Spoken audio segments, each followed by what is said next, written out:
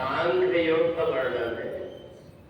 न जायते म्रियते वा कदाचित् नायं भूत्वा भविता वा न भूयात् अजो नित्या शाश्वतोऽयं पुराणो न हन्यते हन्यमाने शरीरे। भगवान ने मनुष्य के अंदर रहने वाली जो आत्मा उसका ज्ञान कराया कि ये आत्मा और शरीर अलग अलग। हमने संसार में आकर के मैं कौन हूं ये जानने की कोशिश नहीं की। हमने संसार को जानने की कोशिश की, अपने रिश्तेदारों को जानने की कोशिश की, परंतु ये कोशिश नहीं की कि मैं कौन। और जिसने अपने आप को जानने की कोशिश किया उसी व्यक्ति का जीवन सार्थक होता है। जैसे चम्मच को पता नहीं है कि मैं कौन हूं, तो चम्मच को चाहे आप दाल में डाल दो चाहे खीर में डाल दो, उसको स्वाद का पता नहीं।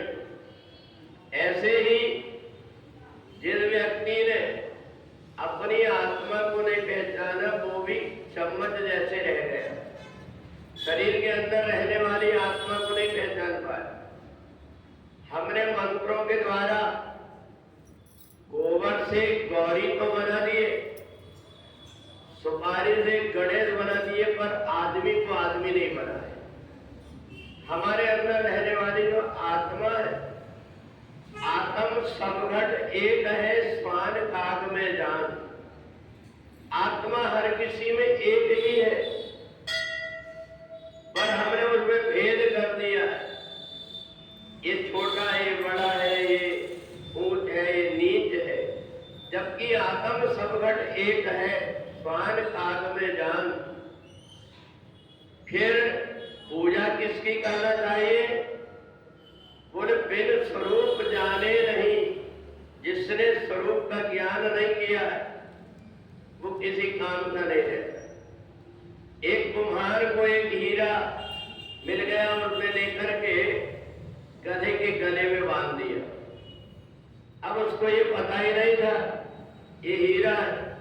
कोई जौहरी ने देखा तो जौहरी ने देख करके गधे पे बंधा हुआ उस हीरे को ले लिया, परंतु उसने उसकी कीमत नहीं लगाया। उन्होंने एक कुम्हार आदमी है, 100 रुपये दे करके वो हीरा ले लिया।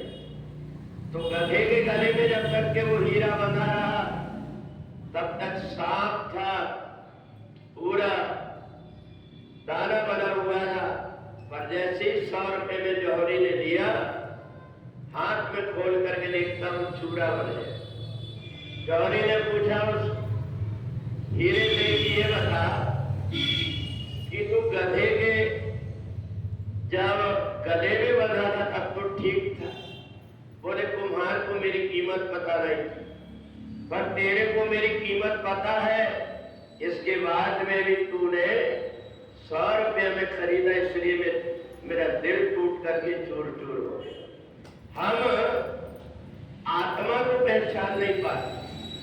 ये आत्मा कौन है? हमारे शरीर के अंदर जिन खोजा तिन पाइया गहरे पानी बैठ। हमें आत्मा को थोड़ी देर बैठ करके पहचानना पड़ता है। भगवान ने ज्ञान कराया दूसरे अध्याय में, ये आत्मा क्या है? जब तक अपने आप को नहीं पहचानोगे तुम ये मानते रहोगे कि मैं बंधन में बंधा हुआ, जबकि ये जो आत्मा है ईश्वर अंश जीव अविनाशी चेतन अमल सहज सुखराशि, इसको कहीं बंधन नहीं है। हमारे मन के अंदर अज्ञान का भ्रम हो गया है। इसलिए जब तुम आत्मा के निकट पहुंच जाओगे तब सब प्रकार का भेद मिट करके इदम खलविदम ब्रह्म, हर जगह परमात्मा तुमको दिखने लगेगा। और इसलिए भगवान ने कहा ये जो गीता है ये मैं देववाणी में इसलिए बोल रहा हूं कि कम से कम पढ़ा व्यक्ति भी धीरे धीरे अभ्यास करेगा तो गीता पढ़ने लगेगा और गीता का हर दिन ज्ञान जब प्राप्त करेगा तो उसको आत्मा का बोध हो जाएगा। और इसलिए जो व्यक्ति गीता का पाठ करता है उसका भगवान श्री कृष्ण से नित्य मिलन हो रहा है। हम गीता पढ़ते भी हैं और 11 श्लोक की गीता गाते भी हैं, तो इसलिए हम परमात्मा की भक्ति में परमात्मा से बात भी करते हैं और परमात्मा की स्तुति भी कर लेते हैं इतने कम समय में, और परमात्मा का इतना बड़ा हम काम कर लेते हैं। इसका लाभ बाद में हमको पता लगता है। जब हमें ये पता लगता है हमने जितना समय गीता पढ़ने में दिया वो हमारे जीवन का बहुमूल्य समय था, तब जाकर के हमें भगवान की वाणी ठीक ठीक समझ में आती है। तो इसलिए भगवान ने जैसे अर्जुन दुखी हुआ उसको ज्ञान करा दिया ताकि अर्जुन समर्पण कर दे परमात्मा के चरणों में। सब प्रकार का अभिमान दूर हुआ और परमात्मा की कृपा होकर के यत्र योगेश्वरा कृष्णो यत्र पार्थो धनुर्धरा, धर्म के माध्यम से कौरवों के विनाश हो गया और उसी धर्म के माध्यम से पांडवों का उत्थान हो गया।